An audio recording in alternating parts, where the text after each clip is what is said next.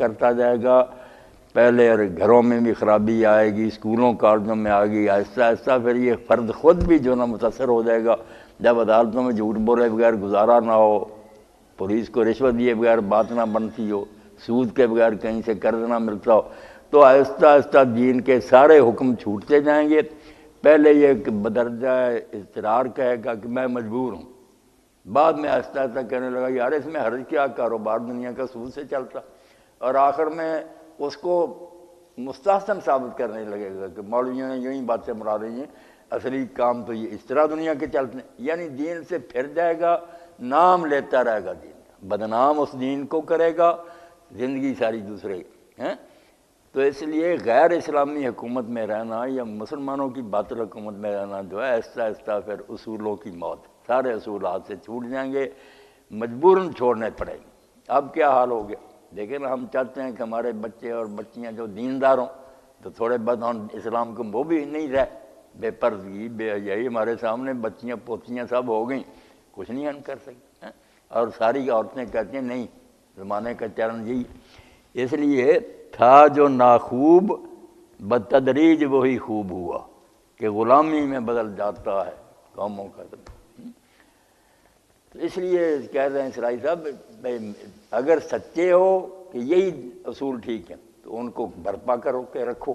تاکہ تمہاری زندگی آسانی سے دین کے مطابق دشواری نہ آئے، اور اگر نہیں تو پھر صاف کہہ دو کہ نہیں ہم اس دین کو نہیں مانتے، بدنام کیوں کرتے۔ اقامت دین کہتے ہیں کہ معمولی بات نہیں، بچنا ہے تو اپنے اصولوں کے مطابق کوئی سسٹم برقرار کرو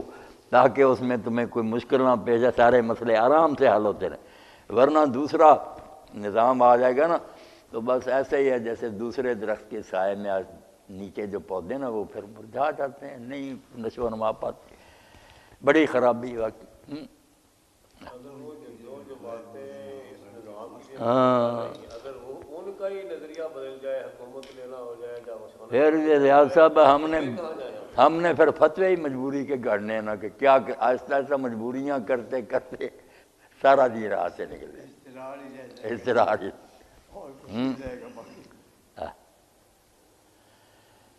اللہ نہیں کھڑا نہیں رہ سکتا، کچھ دیر کہے گا مجبوری، پھر ضمیر ملامت کرے گا، پھر جائز کرنے کی کوشش کرے گا، اور آخر میں جائز سے بڑھ کر اس کو پسندیدہ ثابت کرنے لگے گا۔ مسلمان کہنے والے کتابیں لکھیں گے کہ سود بہت اچھی شاید ہے، وہ سود جو حرام تھا وہ گیا۔ قرآن کل بھی یہ کہہ رہا تھا کہ جو قرآن میں سود تھا نا وہ غریبوں مسکینوں سے لوگ لیتے تھے، یہ تجارتی سود جو بینک وغیرہ کا یہ اس وقت کہاں تھا، یہ بالکل حلال ہے جتنا جی جا لو۔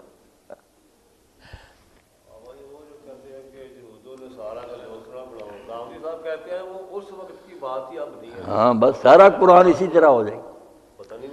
یہ غامدی صاحب اور دوسرے جتنے ہیں نا کہتے ہیں کہ نہیں زمانے کے تقاضے یہ پرانے، یہ لفظ رکھ لیے، مطلب کیا کہ یہ قرآن آپ کام کا نہیں رہا، چھوڑ دینا چاہیے، وہ وقت گزر گیا، اپ ٹو ڈیٹ نہیں، یہ آؤٹ آف ڈیٹ ہو چکا۔ اس لیے ریاض صاحب بھائی اچھے نکلے، انہوں نے اخلاقی جرات کی، قادیانی کی طرح فریب نہیں کیا، انہوں نے صاف کہا بھائی قرآن کا دور 1000 سال تھا، دور ختم ہو گیا، اب نئی شریعت آئی، کتاب اس نے دے دی نا پھر کہ یہ نئی شریعت ہے، اس میں عورتوں کے لیے کوئی پردہ نہیں، سود حلال ہے، نمازیں بھی 5 پڑھنے کی ضرورت نہیں، صرف اس طرح تھوڑا بہت اللہ کو 3 وقت یاد کر لیا کرو، سارا دین بدل دیا، نئی شریعت۔ اس نے کہا نئے دور کا میں نبی ہوں، یہ نبی بھی بنا کیا کرایا کچھ نہیں، صرف امت نے فساد ڈالا۔ تو بات یہ غامدی وغیرہ بھی وہی کہتے ہیں کہ وقت قرآن کا گزر گیا، مگر اس کو دوسرے لفظوں میں کہتے ہیں زمانے کے تقاضے بدل گئے۔ تو اقامت دین کے بارے میں یہی کہا کہ یہ اللہ کی طرف سے فرض بھی ہے اور خود اپنا تحفظ بھی ہے نا، کہ اگر بچنا چاہتے ہو نا کہ اپنے اصولوں پر قائم رہو تو ان کی حکومت قائم کرو، دوسری حکومت کے زیر سایہ پھر آہستہ آہستہ سرکتے سرکتے نا چھوٹا رہ جائے۔ ایک بزرگ نے مثال دی تھی نا کہ ایک آدمی نے شلوار یا پتلون وغیرہ سلوائی، وہ لمبی ہوگی تو اس نے اپنی بیوی سے، بہو سے، بیٹی سب سے کہا کہ ذرا اس کو کاٹ کر نا ٹھیک کرو، سب نے بہانہ کر دیا کہ نہیں۔ اب وہ سو گیا تو خیال آیا بیوی کو کہ خاوند نے کہا تھا میں نے کیوں نہ اٹھی تھوڑی سی کاٹ کر دی، پھر بیٹی اٹھی، حتیٰ کہ صبح جب اٹھا شلوار نہیں کر رہی تھی۔ اسلام کے ساتھ بھی نہیں یہی ہوتا رہا، کسی نے اتنا کاٹا دوسرا اب یہ نا پاجامہ بھی نہیں رہا، توبہ توبہ۔ یہ لوگ جانتے نہیں یار گھنوں کما یار اپنا، یہ جانتے سب، بوجھتے سب کچھ کرتے، یہ نہیں کہنے لگے اس حکومت میں صرف اتنا ہی کافی ہے کہ آدمی اپنے عقیدے ٹھیک رکھے، کچھ باتیں کر رہے، باقی یار نظام کہاں گئے۔ مگر پھر وہ عقیدے اور باتیں بھی چھوٹ گئیں، باطل نظام کے تصورات شائع آ گئے، ٹی وی دیکھ کر شروع سے بچے اور سارے وہ سن کر اسکولوں کالجوں میں نمازیں چھوٹ گئی، روزے چھوٹ گئے، پردہ۔ بھائی یہ ایک ہی نظام نے رہنا، یا اسلام قائم کر رہو پورا، ورنہ دوسرا ایسا ایسا تمہیں دھکیل دے گا پھر۔ پرانے باغ میں کوئی ناسخ و منسوخ بھی ہے، کوئی آیتیں منسوخ بھی ہو گئی ہیں، کچھ ہے؟ ناسخ و منسوخ کی بات بھی کریں گے، مگر چاہیے کہ یہ سوالوں میں رکھنے آخر میں۔ اب یہ بات جو ہے نا نظام اسلامی کی، اس کے لیے کچھ نا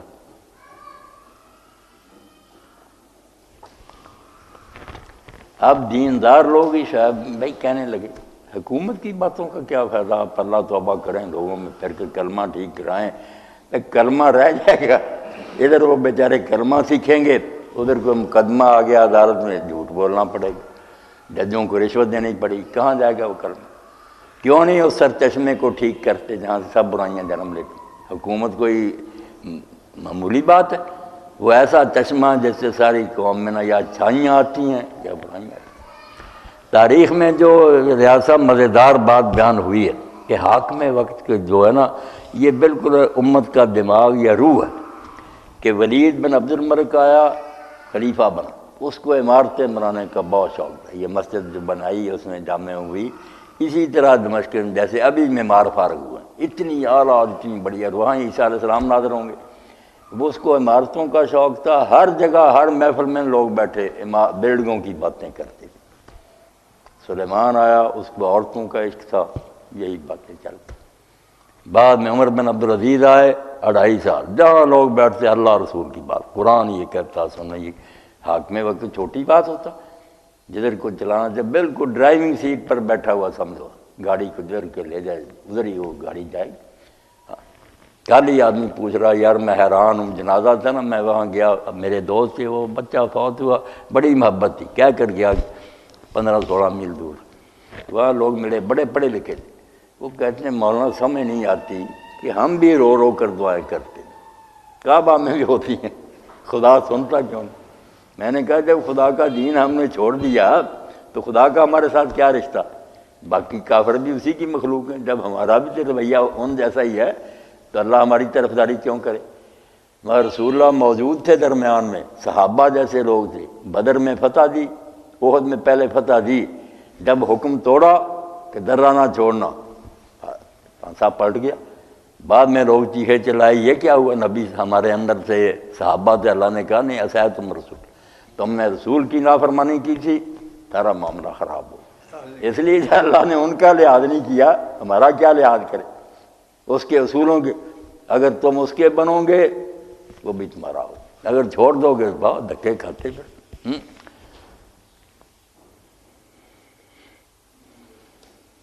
یہ کہتے ہیں کہ صرف اللہ تعالیٰ کی ہمارے اوپر مہربانی کرنا ہے، ہمیں اوپر کوئی پابندی نہیں ہے کہ ہم اس کے کسی حکم کو مانیں یا نہ مانیں، وہ پابند ہے ہمارے دلجوئی کا اور ہمارے اوپر نعمتوں کی بارش کرنے کا، اپنے پر کوئی پابندی عائد نہیں کرتی، اس کے لیے کوئی نہ کوئی بہانہ تلاش کر لیتے ہیں۔